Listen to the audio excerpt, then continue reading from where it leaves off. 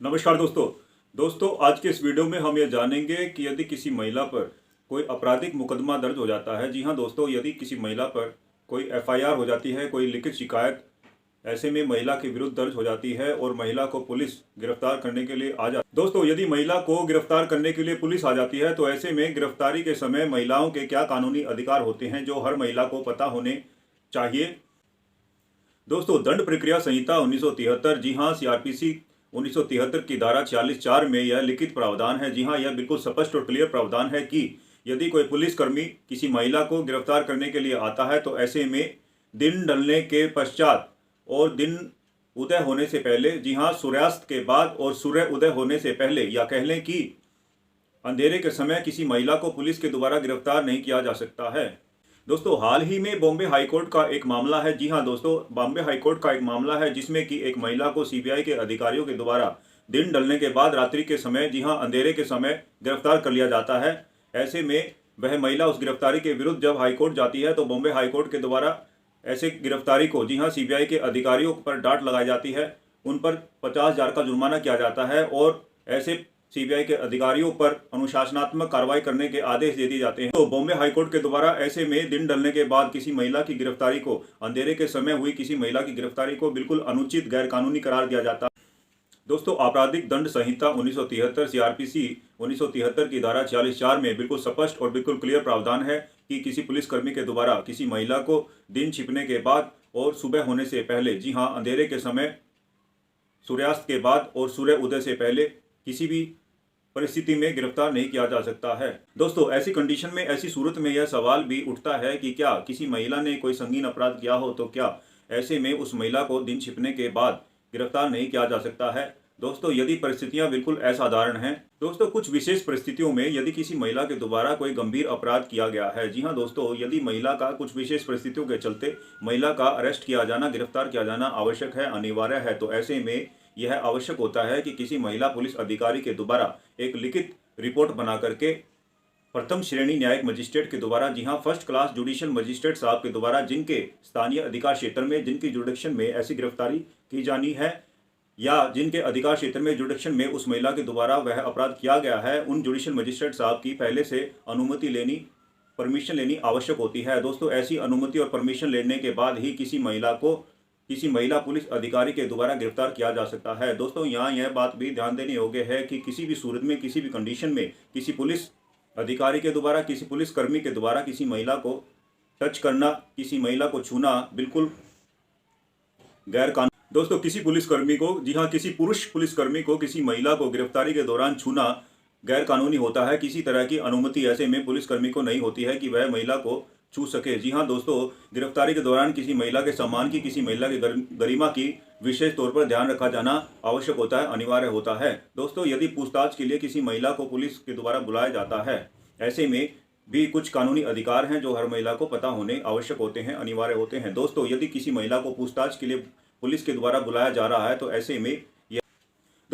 में सीआरपीसी 1973 की धारा 160(1) के अंतर्गत यह स्पष्ट प्रावधान है, यह लिखित प्रावधान है कि किसी भी पुरुष को, यदि वह 15 साल से कम आयु का है या यदि कोई पुरुष 65 वर्ष से ऊपर का कोई सीनियर सिटीजन है, वरिष्ठ नागरिक है, यदि कोई मानसिक तौर पर बीमार है, यदि कोई व्यक्ति फिजिकली हैंडीकैप है या कह लें कि शारीरिक तौर पर दिव्यांग है, और किसी भी उम्र की महिला को पुलिस के द्वारा पूछताछ करने के लिए, यदि ऐसे व्यक्तियों के साथ पुलिस को किसी तरह की कोई पूछताछ करनी है, जी हाँ दिन ढलने के बाद यदि पुलिस को ऐसे व्यक्तियों के साथ किसी तरह की पूछताछ करनी है तो ऐसे में यह आवश्यक है। तो दोस्तों, ऐसे में इस तरह के व्यक्तियों को यह विशेष अधिकार दिया गया है कि उन्हें दिन छपने के बाद, दिन ढलने के बाद पुलिस थाना में नहीं बुलाया जा सकता है। दोस्तों, यदि दिन ढलने के बाद किसी पुलिसकर्मी के द्वारा, किसी पुलिस अधिकारी के द्वारा किसी अपराध के चलते किसी महिला से किसी तरह की पूछताछ करनी आवश्यक है तो ऐसे में पुलिसकर्मी स्वयं जाकर के महिला के घर पर, जी हाँ महिला के निवास स्थान पर ही पूछताछ कर सकते। ऐसे में पूछताछ के लिए किसी महिला को पुलिस थाना में नहीं बुलाया जा सकता है, किसी अन्य स्थान पर नहीं बुलाया जा सकता है। महिला से पूछताछ केवल और केवल उसके निवास स्थान पर ही की जा सकती है। दोस्तों, यदि पूछताछ किसी नाबालिग लड़की से की जानी है, जी हाँ यदि किसी नाबालिग लड़की से पुलिस के द्वारा पूछताछ की जानी है तो ऐसे में यह आवश्यक है, यह कानून है कि किसी नाबालिग लड़की से पूछताछ के दौरान ऐसे में उस लड़की के साथ उसके माता पिता का या किसी अभिभावक का होना भी आवश्यक होता है, अनिवार्य होता है। दोस्तों, पूछताछ के नाम पर पुलिसकर्मी यह नहीं कह सकता है कि लड़की के माता पिता को बाहर चले जाने का आदेश नहीं दे सकता है। किसी नाबालिग लड़की से अकेले में पुलिस के द्वारा किसी तरह की पूछताछ नहीं की जा सकती है। तो यदि पुलिस किसी महिला को गिरफ्तार करने के लिए उसके निवास स्थान पर आती है या किसी महिला को गिरफ्तार किया जाना आवश्यक होता है, तो ऐसे में महिला का यह पूरा अधिकार है, महिला का यह कानूनी अधिकार है कि वह पुलिस से यह पूछ सकती है कि उसे किस अपराध के तहत गिरफ्तार किया जा रहा है, उस पर किन धाराओं के तहत मुकदमा किया जा रहा है। दोस्तों, संविधान के आर्टिकल 39 के अंतर्गत हर महिला को यह अधिकार है कि उसे मुफ्त कानूनी सलाह का अधिकार दिया जाए। जी हाँ, उसे लीगल एड की सुविधा का भी अधिकार होता है, उसे एक वकील साहब से मिलने का भी अधिकार होता है। दोस्तों, किसी व्यक्ति को गिरफ्तार कर लेने के पश्चात पुलिस के द्वारा उस गिरफ्तार किए गए व्यक्ति को यह बताना आवश्यक होता है, यह बताना अनिवार्य होता है कि वह जमानत के लिए कैसे आवेदन कर सकता है। दोस्तों, कानूनी तौर पर यह भी आवश्यक होता है, यह भी अनिवार्य होता है कि यदि कोई पुलिस किसी व्यक्ति को गिरफ्तार कर लेता है तो ऐसे में उस गिरफ्तार किए व्यक्ति को एक अरेस्ट मेमो जारी की जानी चाहिए। जी हाँ, अरेस्ट मेमो में हर प्रकार की सूचना पुलिस को देनी गिरफ्तार किए गए व्यक्ति को आवश्यक होती है। दोस्तों, किसी व्यक्ति को, किसी महिला को, किसी पुरुष को गिरफ्तार कर लेने के बाद यह आवश्यक होता है कि गिरफ्तार किए गए व्यक्ति को पुलिस के द्वारा 24 घंटे के अंदर, जी हाँ, 24 घंटे के समय के अंदर, जिसमें कि यात्रा का समय, आने जाने का समय नहीं गिना जाता है, जी हाँ, 24 घंटे के अंदर ऐसे में पुलिस को एक मजिस्ट्रेट साहब के सामने पेश करना आवश्यक होता है, अनिवार्य होता है। दोस्तों, किसी पुलिस अधिकारी के द्वारा किसी महिला पुरुष को, किसी व्यक्ति को गिरफ्तार कर लेने के बाद कानून के द्वारा पुलिस को जिम्मेवारी दी गई है, पुलिस की यह ड्यूटी बनती है कि वह गिरफ्तारी करने के पश्चात ऐसे में गिरफ्तार किए गए व्यक्ति के द्वारा बताए गए रिश्तेदारों को, बताए गए दोस्तों को, बताए गए परिचितों को यह बताया जाए कि गिरफ्तार किए गए व्यक्ति को किस धारा के अंतर्गत गिरफ्तार किया गया है और ऐसे में गिरफ्तार करने के पश्चात उस व्यक्ति को कहां पर रखा गया है। दोस्तों, यदि किसी महिला को पुलिस के द्वारा गिरफ्तार किया जाता है तो ऐसे में आवश्यक होता है, यह कानूनी तौर पर अनिवार्य होता है कि किसी महिला को एक महिला लॉकअप में ही रखा जाए। जी हाँ दोस्तों, किसी भी हाल में, किसी भी सूरत में गिरफ्तार की गई महिला को किसी पुरुषों वाले लॉकअप में, किसी पुरुष लॉकअप में, दोस्तों, गिरफ्तार की गई किसी महिला को किसी पुरुष लॉकअप में पुलिस के द्वारा नहीं रखा जा सकता है।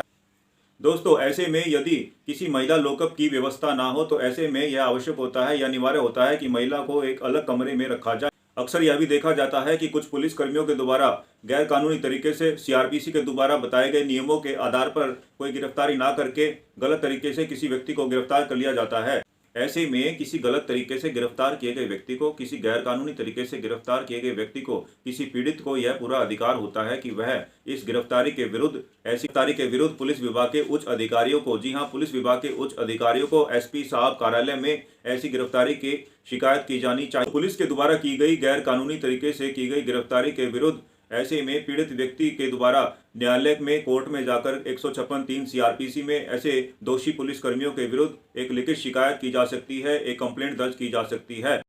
दोस्तों, कानून की जानकारी से भरपूर ऐसे ही और वीडियोस पाने के लिए आपसे मेरा अनुरोध है कि आप मेरे चैनल कानून टुडे सुपर फास्ट को ज़्यादा से ज़्यादा शेयर कीजिए, लाइक कीजिए, सब्सक्राइब कीजिए। धन्यवाद।